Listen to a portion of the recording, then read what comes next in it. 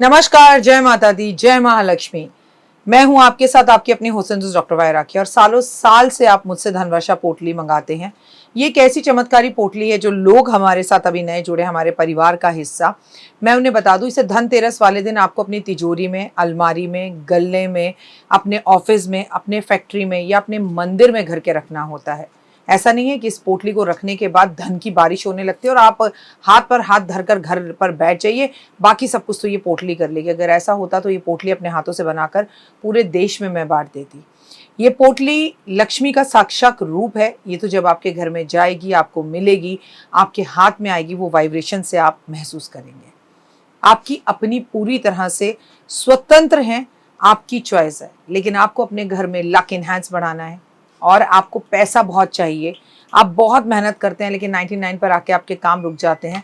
कुछ भी ऐसा है तो आपको ये धनवर्षा पोटली ज़रूर मंगानी चाहिए। अगर आपको ये धनवर्षा पोटली चाहिए तो पूजा, अनु और आरती को कॉल करें हमारे ऑफिस के नंबरों पर और तुरंत आप अपनी पोटली बुक कराएं। लेकिन जब भी आप पोटली की पेमेंट करें, पहले वीडियो कॉल कर ऑफिस, जो मेरे पीछे आपको ऑफिस दिखाई दे रहा है, ये ऑफिस या मुझे ज़रूर देखें।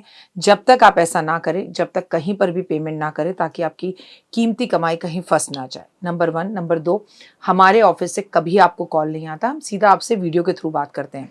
ये पोटली रखनी कैसे है, कब रखनी है, कहाँ रखनी है, इसके लिए भी आपके पास डायरेक्टली मेरी एक वीडियो पहुँचेगी। इस तारीख पर रखिएगा, इस समय रखिएगा और आपको पूरी जानकारी दी जाएगी। तो अगर आपको ये चमत्कारी पोटली चाहिए तो तुरंत हमें कॉल करें। जय माता दी।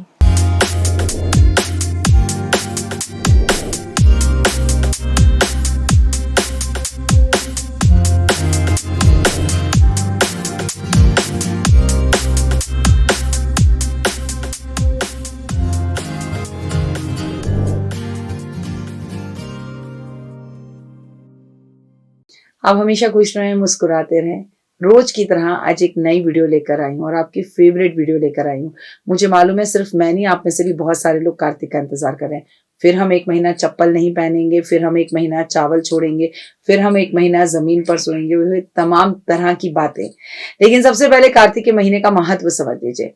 इस महीने को, कार्तिक के महीने को, महीना जो है वो 8 अक्टूबर से शुरू हो रहा है और 4 नवंबर से जो है पूर्णिमा के साथ वो संपूर्ण हो रहा है।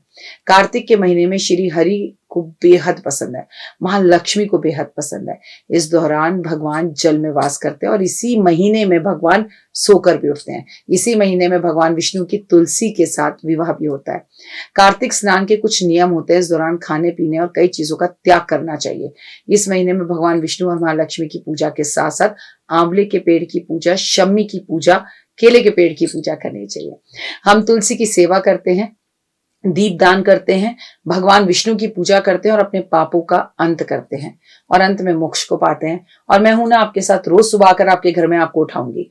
कार्तिक के महीने के नियम, क्या खाएं क्या ना खाएं, मुझे बस फॉलो करते रहें। स्कंद पुराण में कार्तिक के महीने में कुछ नियम लिखे हैं जो शायद आप पहले से ही जानते होंगे, क्योंकि मैं आपको ये नियम सालों से बता रही हूँ। आप इन नियमों को, कोई बड़े बड़े नियम नहीं है, बहुत आसानी से मानिए और महालक्ष्मी को अपने घर में, अपने जीवन में महसूस करिए। जैसे कई लोगों का कहना है कि इस टाइम पर बासी खाना नहीं खाते, मसूर की दाल नहीं खाते, बैंगन नहीं खाते हैं, शराब का सेवन नहीं करते और अभी क्या कभी भी नहीं करते। इस महीने में बिल्कुल भी गुटखा नहीं खाना चाहिए। इस महीने में बिल्कुल भी आपको दूसरे का घर का खाना नहीं खाना चाहिए। कांसे के बर्तन का प्रयोग नहीं करना चाहिए। जिस भी पदार्थ में बदबू आ रही हो, दुगंध आ रही हो, आपको उसका प्रयोग नहीं करना चाहिए। कार्तिक के महीने में लोगों की निंदा करने से दूर रहना चाहिए और करने वालों से भी दूर रहना चाहिए। महुआ, केला, जामुन के पत्ते में भोजन नहीं करना चाहिए। याद रखिए कि कुछ खाने से पहले उसके कुछ नियम होते हैं, उन्हें फॉलो जरूर कर लें। कार्तिक के महीने में क्या करें जिससे कि श्री हरि का आशीर्वाद आपको प्राप्त हो। चलिए, मैं हूं ना, मैं बताऊंगी आपको।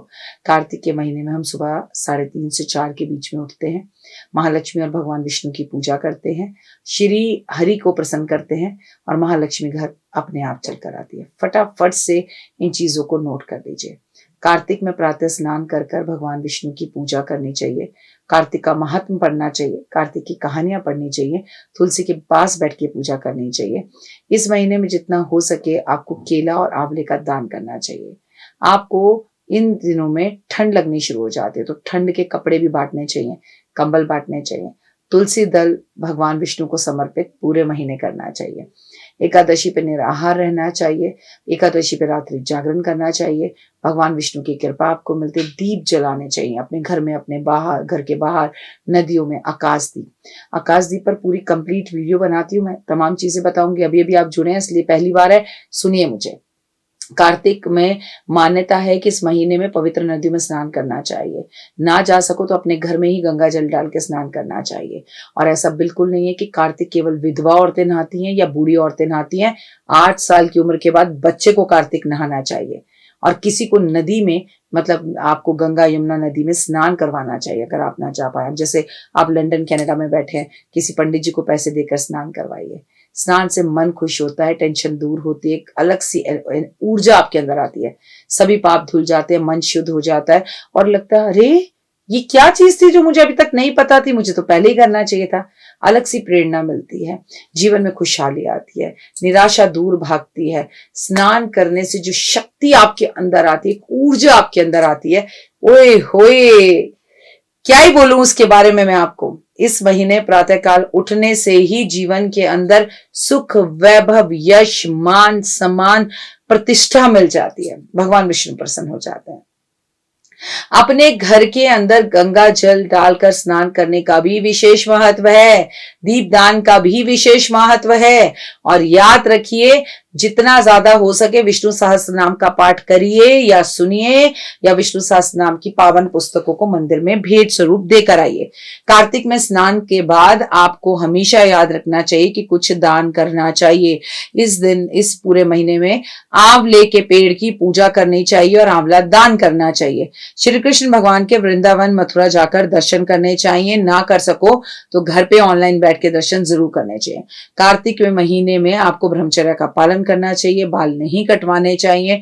आपको श्री हरि का नाम लेकर जितनी ज्यादा हो सके उतनी चीजें, खासकर चप्पल, खासकर कपड़े, खासकर दवाइयां दान करनी चाहिए। आपको पीपल के पेड़ की पूजा, केले के पेड़ की पूजा और शम्मी के पेड़ की पूजा जरूर करनी चाहिए। और मैं आपको एक बात और बता दूं, जितना यथाशक्ति हो सके उतने दीप जरूर जलाएं। इसी महीने में दिवाली भी आती है, इसी महीने में तुलसी विवाह भी होता है, इसी महीने में प्रभु सोकर भी उठते हैं। ये महीना, कार्तिक का महीना, सबसे खूबसूरत और पावन महीना है। इस महीने में इंसान जो मांगता है प्रभु से, वो सब चीजें उसे मिलनी शुरू हो जाती है। लेकिन हाँ, याद रखिए कि सूर्य देव को भी पूरे महीने आप अर्घ देंगे और सुबह सुबह तुलसी जी के पास बैठकर थोड़ा सा आप हवन भी करेंगे। कैसे, क्या क्या सामान और क्या सामग्री चाहिए, तमाम चीजें मैं आपको बताऊंगी। फिलहाल दीजिए इजाजत, अपना और अपनों करके खास ख्याल। आप सभी को कार्तिक की बहुत बहुत शुभकामनाएं। जीवन में है समस्या, नहीं मिल रहा तकलीफों से छुटकारा, नहीं मिल रही मनचाही नौकरी, टूट गया है विश्वास, सांस से आपकी बिल्कुल नहीं बनती और खत्म हो गई है आस, भगवान से आपका विश्वास उठ चुका है। टैरो के 78 कार्ड खोलेंगे भविष्य का राज। सरकारी नौकरी से हैं आप कोसों दूर, कुंडली जगाएगी कुंडली जागरण, कुंडली बताएगी आपका भविष्य। ऊपर से ये जादुई हवाएं, ऊपरी हवाएं, जादू टोना तंत्र विद्याएं, पति पत्नी और वो, करना होगा खुद पर विश्वास। दीजिए मुझे भी एक मौका, अपनी कुंडली दिखाइए, टैरो कराइए, लेकिन अपनी जिंदगी को जल्द बदलवाइए। मैं हूं डॉक्टर वाई राखी। आप मुझसे बात कीजिए, फ़ोन कीजिए, अपॉइंटमेंट लीजिए, आपकी ज़िंदगी के अंदर आएगा ज़बरदस्त बदलाव।